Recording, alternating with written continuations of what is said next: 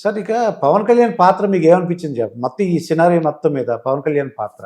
నేను చాలాసార్లు చెప్పాను, పవన్ కళ్యాణ్ గారు బాగా జనంలో ఆకర్షణ ఉన్నటువంటి గొప్ప నటుడు, ఒక స్టార్. సినిమాల్లో ఉంటే ఈ సూపర్ స్టార్లకి డబ్బులు ఇచ్చి వాళ్ళని పోషిస్తారు, గౌరవించుకుంటారు. పాపం జనంలోకి వస్తే డబ్బులు ఇచ్చి మనం తెచ్చుకోవాలి, నానా కష్టాలు పడాలి, తిట్లు తినాలి, అవమానాలు భరించాలి, కొన్ని సందర్భాల్లో ఓటమి చవి చూడాలి. కాబట్టి మనసు పెట్టి ఈ సమాజం బాగుపడాలన్నటువంటి ఆకాంక్షతో ఈ కష్టాలు వచ్చి ఉన్న సంపాదన పక్కన పెట్టి వచ్చారు. అలాంటి వాళ్ళు ఖచ్చితంగా రావాలి. నేను పవన్ కళ్యాణ్ గారితో కలిసినప్పుడు చెప్తుంటాను, మన ఎన్నికల వ్యవస్థలో 2 పార్టీలు బలంగా పాతుకుపోయినప్పుడు 3వ పార్టీకి అంత తేలిగ్గా ఆధారం రాదు. కాబట్టి దీర్ఘకాల పోరాటంగా భావించాలి, ఎవరి నెగ్గారని కాకుండా వ్యవస్థను మార్చినట్లానే. కాబట్టి ఆయన పట్టుదలతో పాపం పోటీ చేశారు, కష్టపడ్డారు. మరి ఆయన నగ్గలేదు. 2014లో ఆయన పోటీ పెట్టలేదు, మద్దతు ఇచ్చారు. 2019లో పోటీ చేస్తే ఆయన నెగ్గనివ్వలేదు. మరి ఆయన అనుచరులు రకానికి ఆయన కూడా పార్టీ మార్చేసినట్టున్నాడు. ఇవన్నీ భరించి వ్యక్తిగత స్వార్థాన్ని కాకుండా కూటమి లేకపోతే మన ఎన్నికల వ్యవస్థలో మన ఓట్లన్నీ వృధా అయిపోతాయని గుర్తించి ఆయన నమ్మిన లక్ష్యం కోసం పోరాడారు. ఇప్పటికి కూడా ఈ దేశంలో ప్రజాస్వామ్యం బాగుపడాలా, రాజకీయం మారాలని చెప్పిన ఆలోచనతో ఉన్నారు. కాబట్టి దానికి ఒక అవకాశం వచ్చింది. దీర్ఘకాల ప్రయత్నం చేసినట్టయితే ఖచ్చితంగా రాజకీయాన్ని మార్చడంలో, ప్రజలకి ప్రజాస్వామ్యం అర్థమయ్యేట్టు చేయడంలో ఆయన పాత్ర కీలకమైనదిగా ఉంటుంది. కాబట్టి పూర్తిగా శుభాకాంక్షలు తెలియజేస్తూ ఆయన వల్ల మంచి జరగాలని, మరి కీర్తి పొందాలని కోరుతున్నాను. ఫ్యూచర్లో ఏంటంటే ఆయన సీఎం అవ్వాలని అంటే వాళ్ళ అభిమానుల కోరికండి, ఫ్యూచర్లో అవకాశం ఉంది. అందుకనే ఏ పదవైనా సరే ప్రజలు కోరుకుంటే ఎవరికైనా అర్హత ఉంది. కాబట్టి పదవులు పెద్ద ముఖ్యం కాదు, అది శాశ్వతం కాదు. మనం నిజమైన మార్పుని తీసుకురావాలి. పదవొక్కటే మనకి లక్ష్యం కాకూడదు. ఇప్పుడు పదవుల్లో ఉండి అద్భుతంగా రాణించిన వాళ్ళు ఉన్నారు. వాజ్పేయి గారు మరి సొంత బలం పూర్తిగా లేకపోయినా కూడా 20 పార్టీలతో కలిపి ఈ దేశంలో ఎప్పుడు జరిగిన విజయాలు సాధించారు. జాతీయ రహదారులు కావచ్చు, మొబైల్ ఫోన్లు కావచ్చు, మౌలిక సదుపాయాల కల్పన కావచ్చు, ప్రపంచంలో మన మీద ఆంక్షలు పెట్టినా కూడా ఈ పొఖలను అనుభవించుకోవటం వల్ల అవన్నీ కూడా ఎదుర్కొని ధైర్యంగా చాలా ముందు చూపుతో అందరినీ కలుపుకుపోయి గొప్ప అభివృద్ధిని సాధించారు. ఆయన ఓడించారు. ఆయన ఓడిస్తే ఆయన బాధపడలా. నేను ఓడిపోవచ్చు, మా పార్టీ ఓడిపోయి ఉండొచ్చు, ఇది ప్రజాస్వామ్య విజయం, ఈ దేశానికి విజయం అన్నాడు. అది అంతే. కాబట్టి పదవి శాశ్వతం కాదు. అలాగే పదవి లేకుండా దేశాలను మార్చిన వాళ్ళు చాలామంది ఉన్నారు. పదవులుండి దరిద్రులైన వాళ్ళు చాలామంది ఉన్నారు.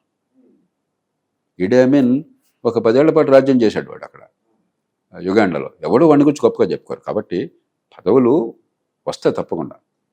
కానీ అంతకంటే ముఖ్యం మీ పాత్ర సమాజాన్ని మంచి మార్గాన్ని నడిపించడంలో, చరిత్రను మలుపు తిప్పడంలో ఏ పాత్ర ఉందని చెప్పినది. అలాంటి పాత్రని ఈ పెద్దలంతా తీసుకుంటారన్న విశ్వాసం నాకున్నది. ఇప్పుడు తెలుగు ప్రజలండి కేసీఆర్ గారిని జగన్మోహన్ రెడ్డి గారిని కంపేర్ చేశారండి. తెలంగాణలో ఎందుకు పోయిందంటే ఆయన ఎవరిని కలవలేదు అంటే ప్రజలు అనుకునే మాటలు.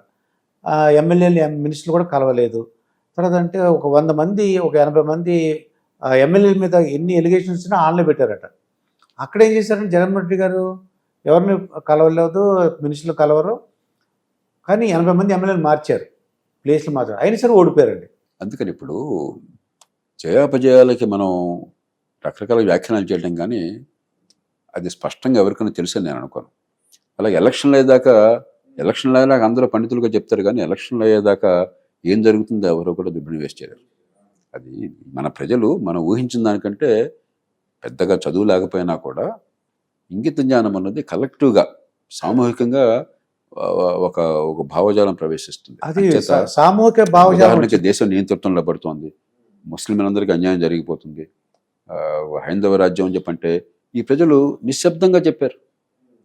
మన ప్రజలంతా అన్ని సందర్భాల్లో కూడా విచక్షణ ఉందని నేను అంటల్లా, పొరపాట్లు జరగచ్చు. ఉదాహరణకు మన మనసులో తెలంగాణ వాడు అంటే ఆంధ్ర వాడు తక్కువరా అని తెలంగాణ అనుకుంటారు, ఆంధ్ర వాడు తెలంగాణ యాస తక్కువరా అని వాడు అనుకుంటాడు. మనందరం తమిళని అరవవాడురా అనుకుంటాం. ముస్లింల్ని తురక అనే పదం టర్క్ నుంచి వచ్చినా కూడా అదే తక్కువగా మనం తురకోడరా అని మనం అనుకుంటాం. ఉత్తరాది వాళ్ళు, దక్షిణ ఇవన్నీ ఉంటాయి మనకి. కానీ ఎన్నున్నా కూడా ఒక గీత దాటం మనం. ఈ దేశంలో ఉన్న గొప్పతనం అది. భారతీయ సమాజంలో కొన్ని వేల సంవత్సరాల సహజీవనం వల్ల ఇంగిత జ్ఞానం, ప్రాగ్మాటిజం అంటాం, ఆచరణ సాధ్యమైన తీరు, ప్రతిదాన్ని కూడా తెగేదాకా లాగం అది మన మన సమాజంలో ఉన్నటువంటి అంతర్గత లక్షణం. మన ప్రజలు తక్కువ అంచనా వేస్తున్నారు. అయితే 77లో అసలు నియంతృత్వం గురించి ప్రజలకు అర్థం కావటం ఏంటి, ఇందిరాగాంధీ మహానాయకుడిగా కీర్తిస్తున్న కాలంలో, వేరే ప్రత్యామ్నాయం లేని కాలంలో, అన్ని పార్టీలు ముక్కలైనటువంటి కాలంలో ఆమెను ఓడించడం ఏంటి, ఎవరిని ఊహించారా? అంచేత ప్రజల విద్యను తక్కువ అంచనా వేయద్దు. పొరపాట్లు ఉన్నాయి, మన సమాజంలో లోపాలు ఉన్నాయి. ఓటంటే ఏంటో అర్థం కావట్లేదు. మరి తాత్కాలిక ప్రయోజనాల కోసం కొన్ని సందర్భాల్లో ఓటేస్తున్నాం, అది వాళ్ళ తప్పు కాదు, ప్రజల తప్పు కాదు. ఓటుకి డబ్బులు ఇస్తున్నారు, చచ్చిన పెళ్ళికి వచ్చిందా కట్నం డబ్బులు తీసుకుంటున్నారు, అది కూడా వాస్తవమే. అవన్నీ మార్చాలి, దానికి రకరకాల పద్ధతులు. కానీ మౌలికంగా ఈ ప్రజల్లో ఇంగిత జ్ఞానం అన్నది ఇప్పుడు మా తెలుగు ప్రజలకు మంచి అవకాశం వచ్చిందండి. అంటే ఎస్పెషల్లీ ఆంధ్రప్రదేశ్కి ఒక దెబ్బకి రెండు పెట్లు అన్నట్టు ఇక్కడేమో ఆంధ్రప్రదేశ్లో ప్రభుత్వం మారింది, కేంద్రంలో కూడా మన తెలుగు వాళ్ళు అంటే చక్రం తిప్పు అంటారు కదండి, ఆ చక్రం తిప్పడానికి లేదా ఒక ఇంపార్టెంట్ రోల్ ప్లే చేయడానికి మనకు అవకాశం వచ్చిందండి. దీన్ని ఎలా ఉపయోగించుకుంటే మంచిది అంటారు మీకు తెలిసినంత? ఏంటంటే, ఒకటి కూటమిలో సహజంగా మనకి స్థానబలం ఉన్నప్పుడు ఉపయోగపడుతుంది. రెండు, భావస్వారూప్యం ఉన్నది.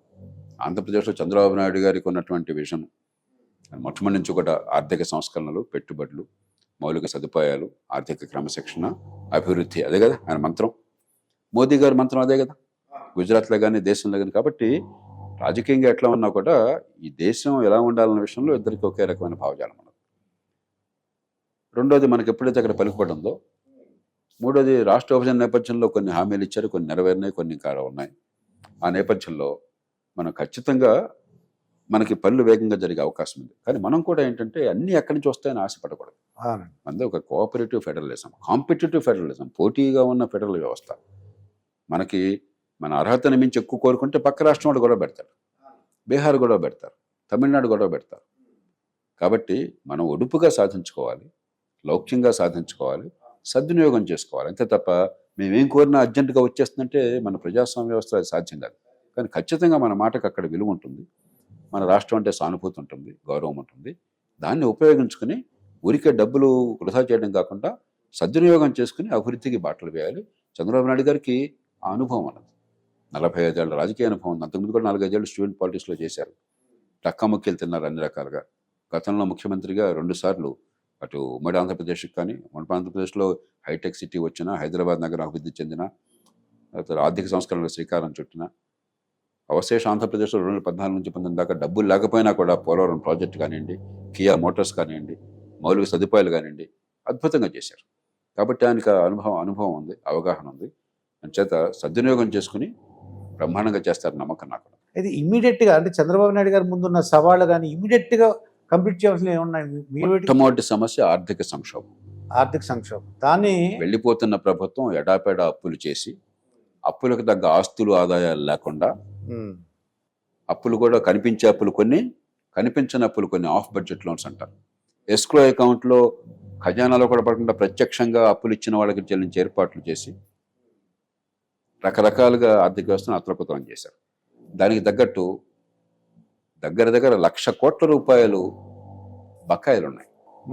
1,00,000 కోట్లు బకాయిలు ఉన్నాయి, అప్పులు ముందు అంటే కనిపించినటువంటి అది లోటే, అప్పే, కానీ అప్పు కింద కనిపించదు. కాంట్రాక్టర్లు ఉన్నారు, పని చేసేసారు, డబ్బులు ఇవ్వాలి కాబట్టి రేపైనా ఇవ్వాలి. కాబట్టి మొట్టమొదటి సమస్య ఆర్థిక సంక్షోభం. రెండవ సమస్య చాలా హామీలు ఇచ్చారు, సూపర్ 6 అని అటువంటివి. ఇప్పుడు వాటిని అమలు చేయాలి. కానీ ఆర్థిక వ్యవస్థ నాశనం కాకుండా, రాష్ట్రం వల్లకాడు కాకుండా పద్ధతి ప్రకారం చేయాలి. ఒక్కసారి కాకుండా దశల వారీగా చేయటం. దాన్ని ఇతర వాటితో బృందానుకున్నాం. విద్యలో ఉదాహరణకి ఇప్పుడు విద్యలో పిల్లల భవిష్యత్తును కాపాడే రీతిలో చేయడం ఎట్లాగా అని చెప్పాను. ఊరికి అమ్మఒడి పేరుతో డబ్బులు ఇవ్వడం కానీ అంతే డబ్బుని పిల్లల భవిష్యత్తు కాపాడేట్టుగా మనం సంధానం చేయొచ్చు. అలాంటివి చేయడం కావచ్చు. ఇప్పుడు ఫర్ రాష్ట్రంలో ఉన్న జనాభా కంటే తెల్లకాట్లు ఎక్కువ ఉన్నాయి. అది సార్, అవునండి. కాబట్టి అందరికీ కాకుండా నిజంగా అర్హత ఉన్న వాళ్ళకి ఇలాంటి కొన్ని ఏర్పాట్లు చేయాలి. అంటే వాళ్ళనే ఒక బెదిరించి, అంటే ఎలా అంటే మేము చెప్తాం మీకు మంచి అవకాశం ఇస్తున్నాము, మీకు అర్హత ఉంటేనే అప్లై చేసుకోండి, మీకు ఏమాత్రం అవకాశం ఉన్నా మీరు తీసుకోవద్దు అలా చెప్పామనుకోండి. అది కొద్దిగా అంటే వాళ్ళని ఎడ్యుకేట్ చేస్తే, ఇప్పుడు అందరినీ కలిపిపోయి అర్హులు మాత్రమే తీసుకోవాలి అని చేయాలి. కాబట్టి చాలా కష్టం ఉంది. కానీ చంద్రబాబు నాయుడు గారికి ఆ అనుభవం ఉంది, ఆ సంకల్పం ఉంది కాబట్టి దాన్ని చేయగలరు. నేను కోరేది ఏంటంటే సంక్షోభంలో ఉన్న ఆర్థిక వ్యవస్థను దృష్టిలో పెట్టి మనందరం కూడా సహకారం అందించాలి. ప్రజలు దీనిలో అందించాలి. పార్టీలు కులాలు పక్కన పెట్టి, అలాగే ఇవన్నీ పక్కన పెట్టేస్తే ఇప్పటిదాకా కూడా ముఠాల రాజకీయం నడిచింది, ఏదో జీవన మరణ పోరాటం నడిచింది. ఇప్పుడు ఈ కక్షలు కార్పణ్యాలు ఇవన్నీ పక్కన పెట్టేసి అధికార పక్షం ప్రతిపక్షాన్ని గౌరవించాలి, ప్రతిపక్షం అధికార పక్షానికి నిర్మాత్రం సహకారం ఇవ్వాలి. అలా కాకుండా ఇది ఒక యుద్ధంలాగా చేస్తే, ఇలా కొనసాగినట్టయితే రాష్ట్ర భవిష్యత్తు చాలా నిరాశాజనకంగా ఉంటుంది.